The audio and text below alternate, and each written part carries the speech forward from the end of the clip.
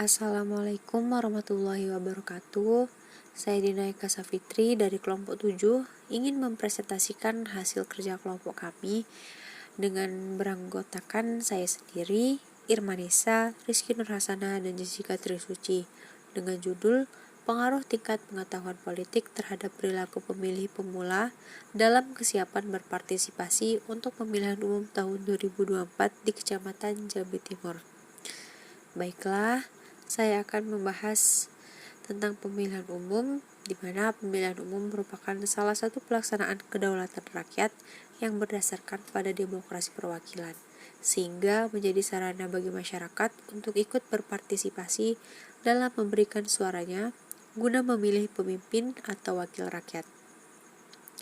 Di Indonesia, pemilihan umum merupakan sarana untuk memberikan kesempatan kepada rakyat untuk ikut serta dalam mempengaruhi kebijakan pemerintah dan sistem politik yang berlaku. Jadi, aktivitas pemilihan umum merupakan sarana berpartisipasi politik rakyat.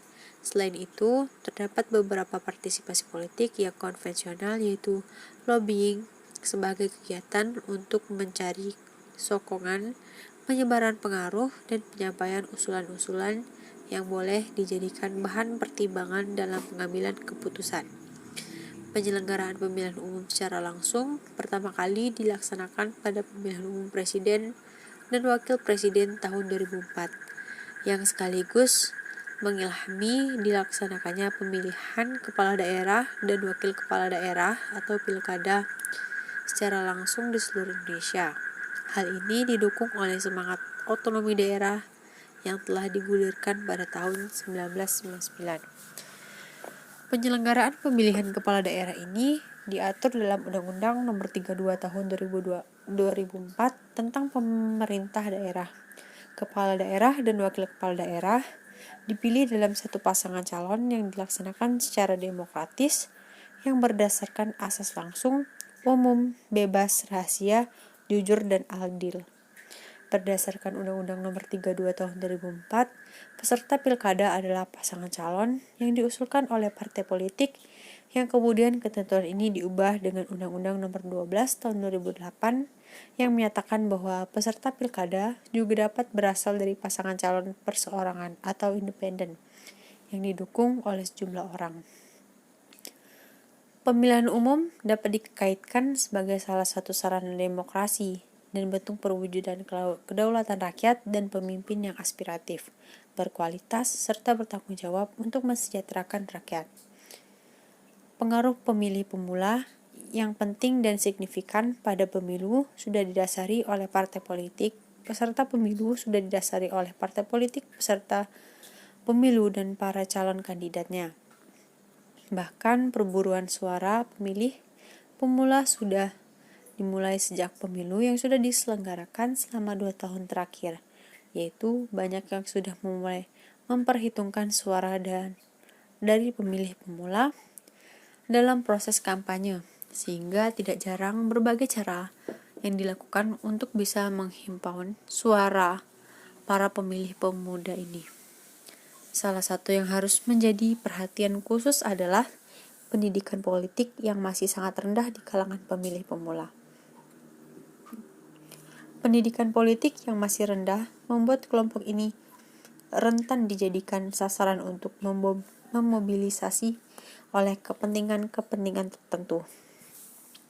Apabila merujuk pada penyelenggaraan masa lalu, contohnya pada pemilih pemula ini sering diarahkan kepada salah satu pasangan calon dengan membawa muatan-muatan atau jargon-jargon tertentu, baik dengan memulai peran iklan dan sosial media tanpa adanya pemahaman yang mendalam, kan mereka harus memilih pasangan calon tersebut. Manfaat dari penelitian ini ada 3. Yang pertama, manfaat teoritis penelitian, yaitu manfaat penelitian skripsi secara teoritis memberikan manfaat bagi dunia pendidikan. Yang kedua, manfaat praktis penelitian secara praktis bermanfaat bagi penulis, lembaga pendidikan, dan ilmu pengetahuan itu sendiri. Secara personal akan mendapatkan manfaat berupa ilmu pengetahuan dan wawasan baru. Yang ketiga, pembaruan informasi. Salah satu manfaat penelitian ini adalah untuk update informasi. Informasi lama bisa diupdate dan diperbarui lagi. Selanjutnya, hubungan antar variabel, di mana pembelajaran titik pengetahuan politik atau X1 yang terdiri dari materi, metode, media, sumber, dan evaluasi pembelajaran mengenai pengetahuan politik. Yang kedua, pengetahuan perilaku atau watak pemilih pemula atau X2 yang terdiri dari instrumen talin voter atau pemilih rasional, vertical voter pemilih krisis atau traditional voter pemilihan tradisional, skeptical voter pemilih spektif. Yang ketiga, kesiapan berpartisipasi atau Y yang terdiri atas interaksi, monitoring atau pengawasan, serta influencing atau mempengaruhi. Selanjutnya ada definisi operasional, yaitu ada dua. Yang pertama, kecakapan partisipatif, seperangkat kemampuan yang berhubungan dengan keterlibatan dan peran serta seseorang, di mana menyangkut hal interaksi, monitoring, dan influencing seperti berperan serta aktif, berpikir kritis, dan tanggap terhadap keadaan. Yang kedua, ada pemilih pemula, di mana pemilih pemula adalah pemilih atau mereka yang berusia 17 tahun atau sudah pernah menikah bertepatan pada pelaksanaan pemilu, di luar pensiunan TNI dan Polri yang pertama kali mengikuti pemilu.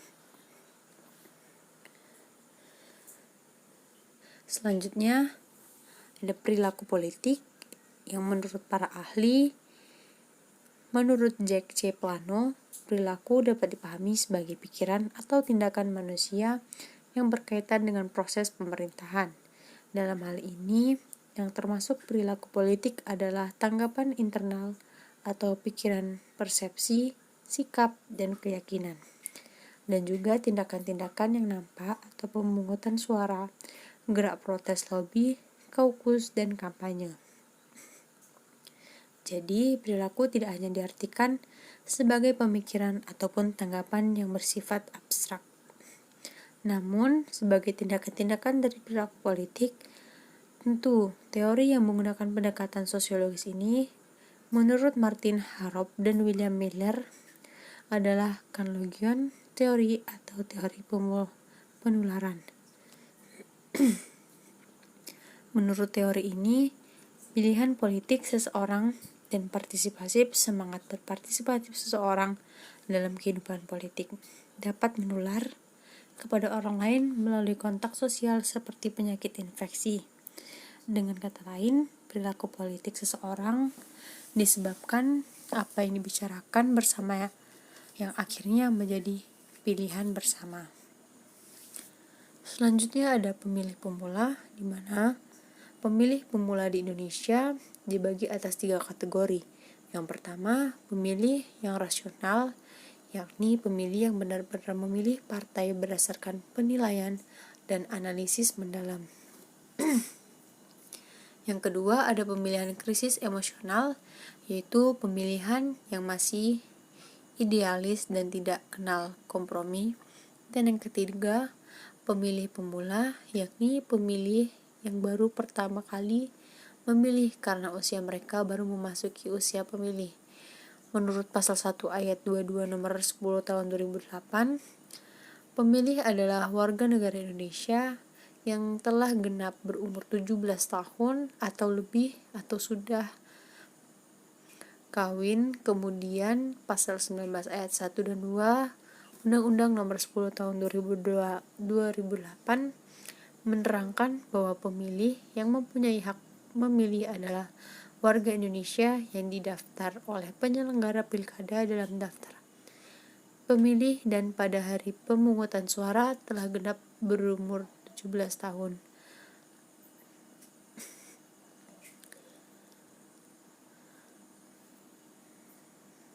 Selanjutnya ada perilaku pemilih. Perilaku pemilih merupakan tingkah laku seseorang dalam menentukan pilihannya, yang dirasa paling disukai atau paling cocok terhadap beberapa daerah atau wilayah yang merupakan kumpulan komunitas masyarakat yang berbentuk atas dasar sistem kekerabatan dan paguyuban berdasarkan keturunan dan yang menjadi pemuka masyarakat tersebut berasal dari keluarga atau kerabat asli keturunan dari orang yang dipandang terkemuka dari segi sosial ekonomi atau terkemuka karena ketokohannya. Sehingga warga masyarakat seringkali menyadarkan diri dan sikapnya terhadap pemuka atau tokoh masyarakat tersebut.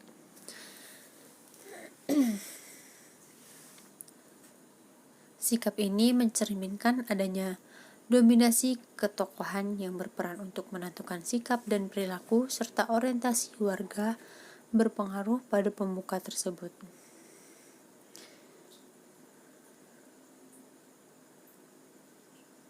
Sikap ini mencerminkan adanya dominasi ketokohan yang berperan untuk menentukan sikap dan perilaku serta orientasi warga berpengaruh pada pemuka tersebut.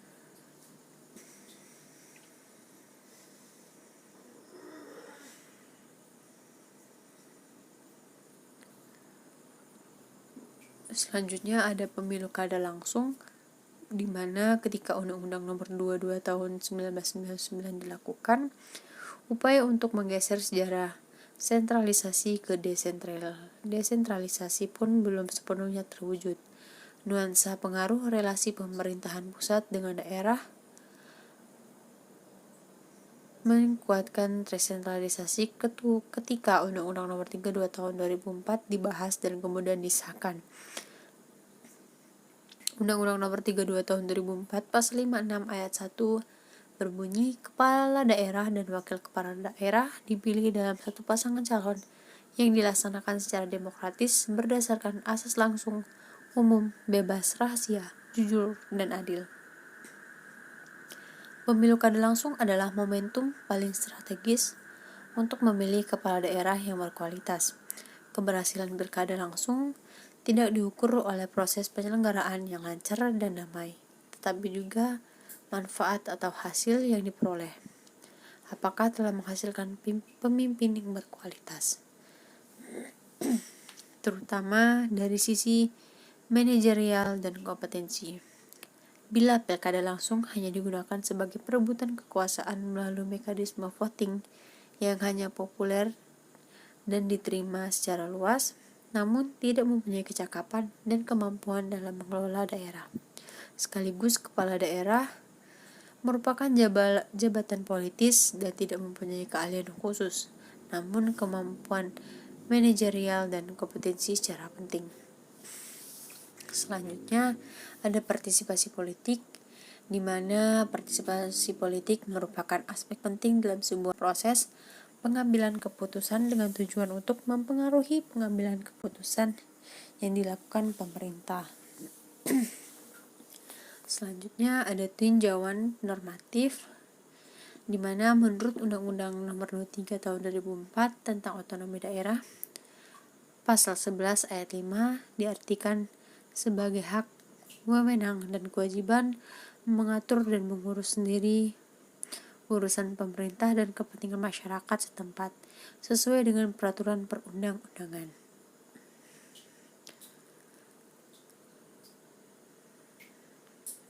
Berdasarkan Undang-Undang Nomor 10 Tahun 2008, Bab 4 Pasal 19 Ayat 1 dan 2 serta Pasal 20 menyebut bahwa yang dimaksud dengan pemilih pemula adalah warga negara yang pada hari pemilihan atau pemungutan suara adalah warga Indonesia yang sudah genap berusia 17 tahun dan atau lebih atau sudah pernah menikah yang mempunyai hak pilih dan sebelumnya belum termasuk pemilih karena ketentuan Undang-Undang Pemilu.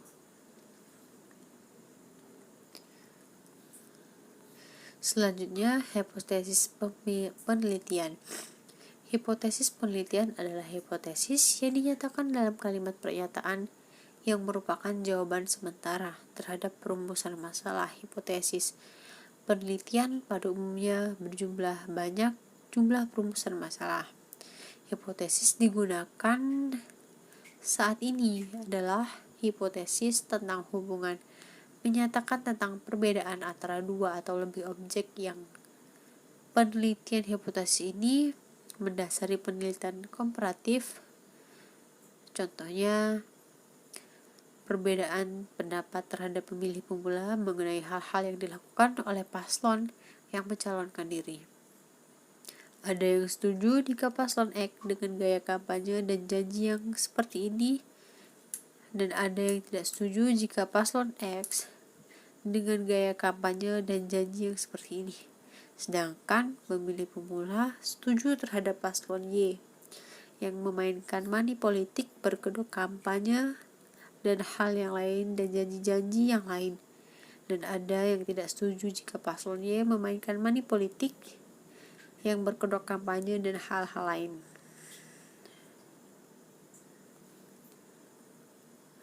Pemilih pemula menjadi incaran para kontestan pemilu, baik dari partai politik maupun personal termasuk penduduknya. Pemilih pemula yang rentan dipengaruhi sangat mudah dijaring dan akan menjaring teman yang lain. Namun sebagai generasi penerus tentunya juga harus belajar kepada yang lebih paham tentang pemilu, bahwa menjelang pemilu banyak pengaruh dalam menentukan pemilih atau pilihan.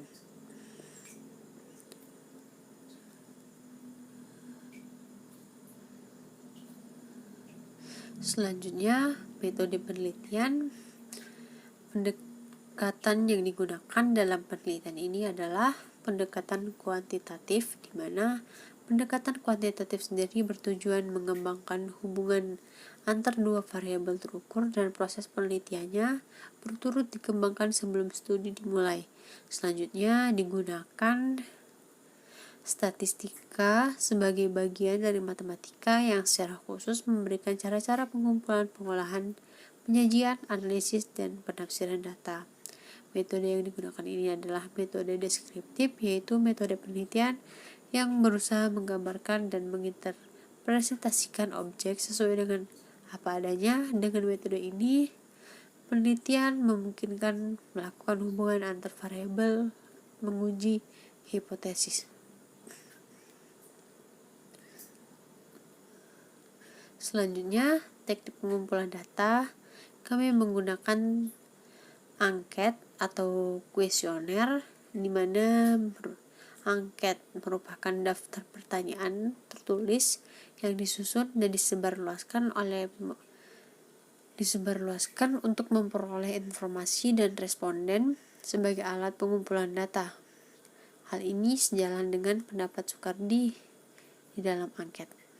Terdapat beberapa macam pertanyaan yang berhubungan erat dengan masalah penelitian yang hendak dipecahkan, disusun dan disebarkan ke responden untuk memperoleh informasi di lapangan.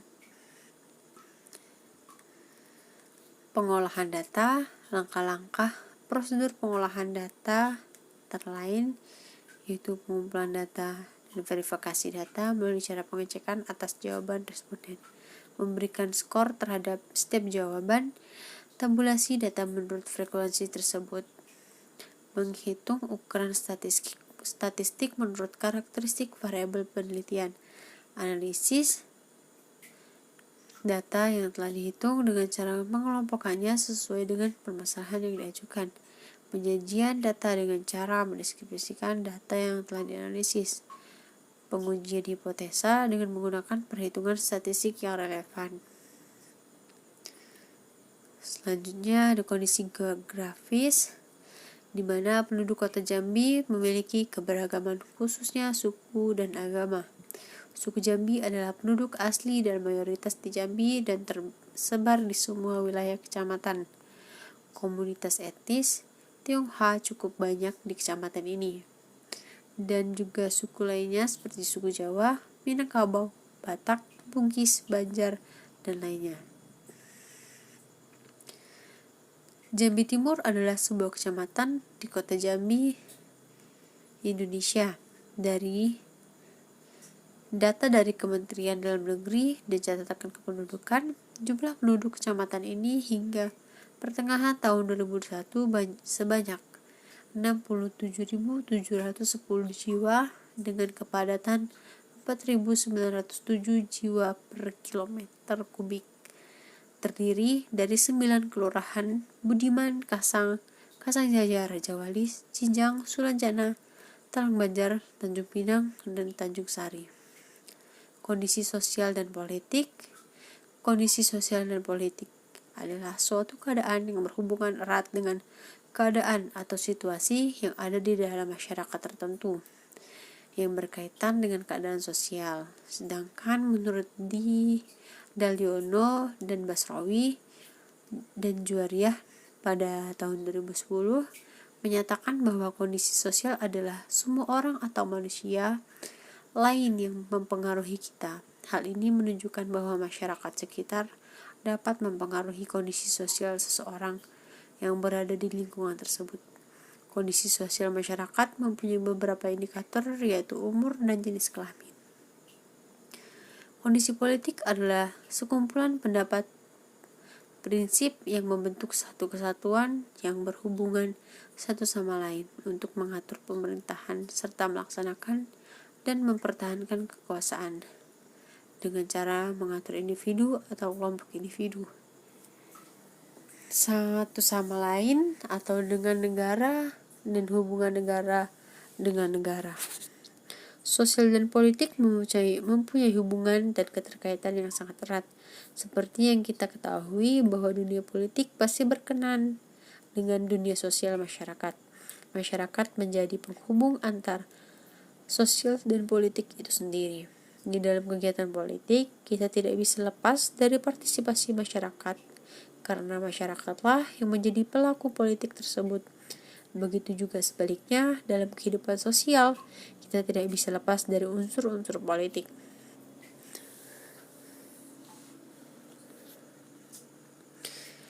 Merumuskan item-item pertanyaan. Dalam teknik pengumpulan data kami, kelompok 7 menggunakan penelitian berupa angket atau kuesioner, yakni dasfat pernyataan tertulis, tersusun, dan disebarluaskan untuk memperoleh informasi dari responden sebagai alat pengumpulan data. Dengan petunjuk pengisian memberi tanda tick mark pada jawaban yang sesuai pada kolom. Yang pertama ada sangat setuju, netral, tidak setuju, sangat tidak setuju. Di sini ada contoh kuesioner di mana ada indikator perilaku favorable, non-favorable, di mana favorable ini pertanyaan yang positif dan non-favorable ini pertanyaan yang negatif. Contohnya, apakah Anda setuju jika pemilihan umum yang demokratis merupakan sarana untuk menegakkan kedaulatan rakyat dan untuk mencapai tujuan negara? Yang kedua, apakah Anda setuju jika pemilihan umum yang demokratis merupakan sarana untuk menegakkan kedaulatan suatu kepentingan kelompok tertentu untuk mencapai tujuan mereka? Yang ketiga ada, apakah Anda setuju jika adanya sosialisasi mengenai pemilu untuk pemilihan pemula untuk keberhasilan pemilu di tahun 2024 mendatang? Yang keempat ada, apakah Anda setuju jika adanya sosialisasi pemilu ini hanya membuang-buang waktu dan akan mengganggu aktivitas Anda? Dan selanjutnya inilah kuesioner yang kami bagikan kepada responden dan diisi sesuai yang mereka ketahui. Baiklah, sekian presentasi dari saya. Jika ada salah dan kurang, saya mohon maaf. Saya akhiri. Wabillahi taufiq wal hidayah. Wassalamualaikum warahmatullahi wabarakatuh.